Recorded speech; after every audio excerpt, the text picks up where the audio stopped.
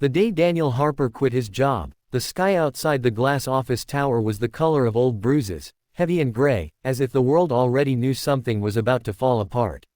His resignation email was only 3 lines long, typed with shaking hands during a lunch break he didn't eat, and when he pressed send, it felt less like leaving a company and more like stepping off a cliff with his eyes wide open. He wasn't reckless, or lazy, or dramatic. He was a single father running on 3 hours of sleep, holding together a life that kept cracking no matter how carefully he tried to patch it.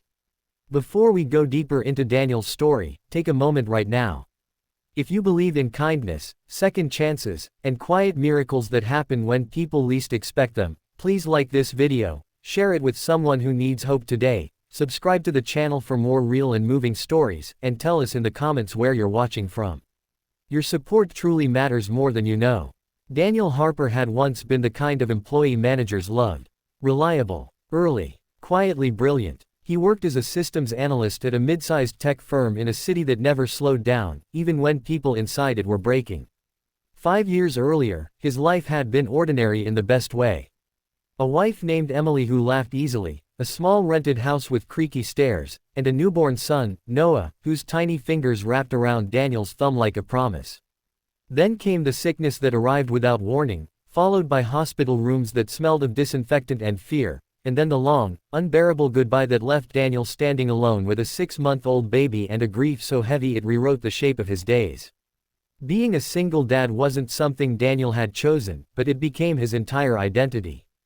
Every morning began before sunrise, warming bottles, packing daycare bags, pressing tiny socks onto tiny feet while checking emails on his phone. Every night ended with exhaustion so deep it felt physical, but also with guilt, because no matter how tired he was, he worried it still wasn't enough. Work had once been a refuge, a place where logic ruled and problems had solutions, but as Noah grew and daycare costs climbed, as fevers and emergency calls interrupted meetings, that refuge turned into another battlefield. His manager tried to be understanding at first, but understanding has limits in corporate environments measured by productivity charts and deadlines. Missed meetings turned into warnings. Warnings turned into quiet disappointment.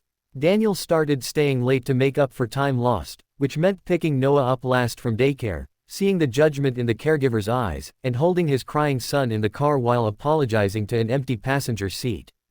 Bills piled up. Sleep disappeared. Grief, which he thought he had buried, resurfaced in the quiet moments when the house was too silent and the walls seemed to echo Emily's absence. The breaking point came on a Tuesday that felt no different from any other. Noah had a high fever, daycare refused to keep him, and Daniel had a critical system deployment scheduled for the same afternoon. He stared at his laptop, then at his son's flushed face, and felt something inside him finally give way. He sent the resignation email not because he had a plan, but because he had reached the end of pretending he could be in 2 places at once without falling apart. Walking out of the building with his cardboard box of belongings, Daniel didn't feel brave. He felt terrified. The weeks that followed were some of the hardest of his life. Savings vanished quickly under the weight of rent, groceries, medical bills, and childcare. Daniel took freelance gigs at night, working while Noah slept. Beside him on the couch, the glow of the laptop mixing with the soft rhythm of his son's breathing. There were nights he stared at the ceiling, wondering if he had just destroyed the last bit of stability Noah had. There were mornings he forced a smile, because his son deserved a father who looked like he believed things would be okay, even when he didn't. One rainy afternoon, as Daniel sat at the small kitchen table sorting overdue notices, a knock came at the door. It wasn't the sharp, impatient knock of a delivery driver or the hesitant tap of a neighbor.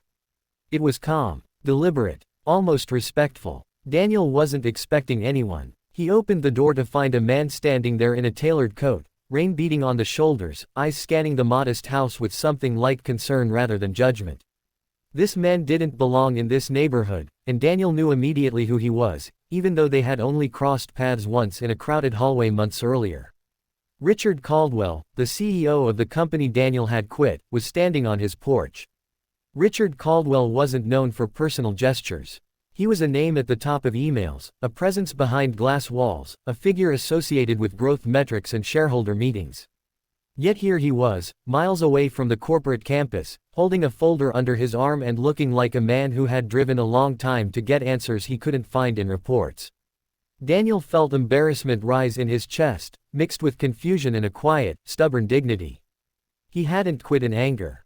He hadn't blamed anyone. He had simply disappeared, and now the person with the most power in the company had followed the trail to his front door. Inside the house, toys were scattered across the floor, laundry waited in baskets, and the air carried the faint smell of reheated soup. Noah toddled by, clutching a stuffed animal, unaware that his small world was about to change. Richard noticed everything. The photos on the wall of a smiling woman holding a baby. The exhaustion etched into Daniel's face. The careful way he moved, as if always bracing for the next thing to go wrong. This wasn't the story of an unmotivated employee. This was the story of a man drowning quietly.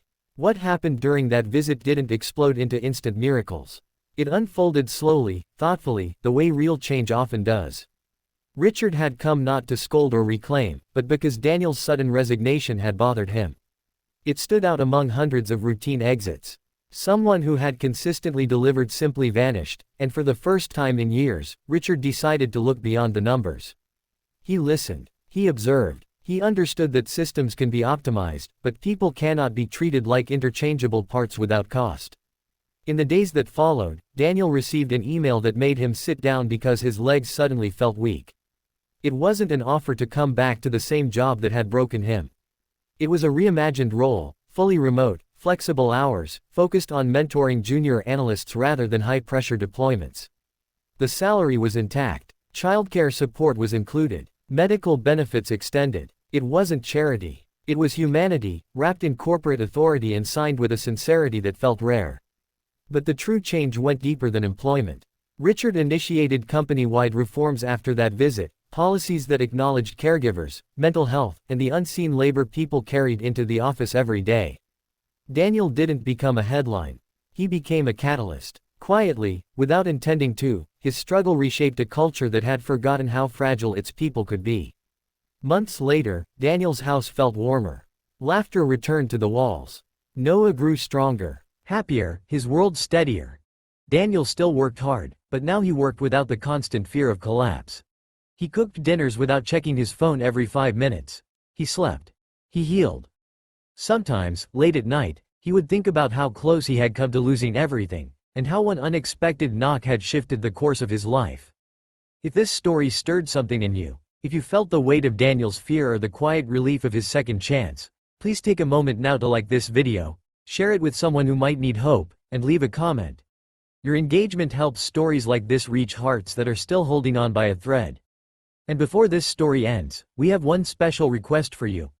Please comment the words, "Kindness still exists," if you believe that compassion can change lives, even in the most unexpected ways. Because sometimes, the moment you think you've failed completely, the universe sends a reminder that you were never invisible. Sometimes, quitting isn't the end of the story. Sometimes, it's the chapter that finally allows grace to walk through the door and change everything.